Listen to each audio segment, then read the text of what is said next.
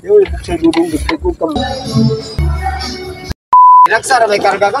Tumig pantalan. Wa ba nangita ka? Noy nag-drive niya. Ko Di ba siya masakit? May bata yan. Tumig pantalan inday. Yung sa sumon. Ang gunit na ha. Oh. Ah.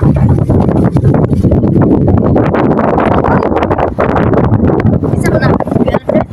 Ako ko si mga kapatid. Sige ito ko. Di ba kakadungo ko eh, tao palayo. Asa mo bakit sa tan? Oh. Ato sa bakit pa man kay kuya wala rin. Dong, dara dong.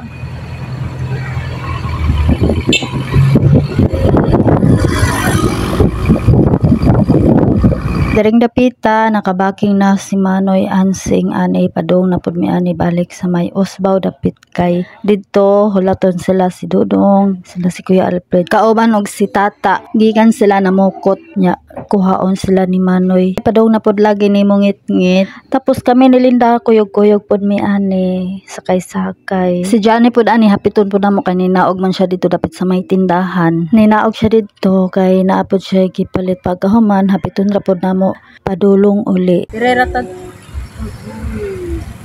Dili ma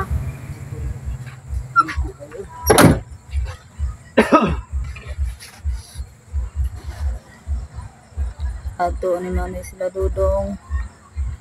Si Alfred, si Tata.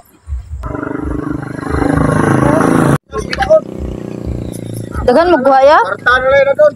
Ras niya, malit ng tagsudan ron. Yo, sa dudong gid ko kam. Wah, puno. Sa inyo ba? Puno man lagi. Ikit mo sa kayan. Uy, kakuha lagi kag Lo, kami ano? subad. Magsubad. Magsubad diyo sa. Tulo.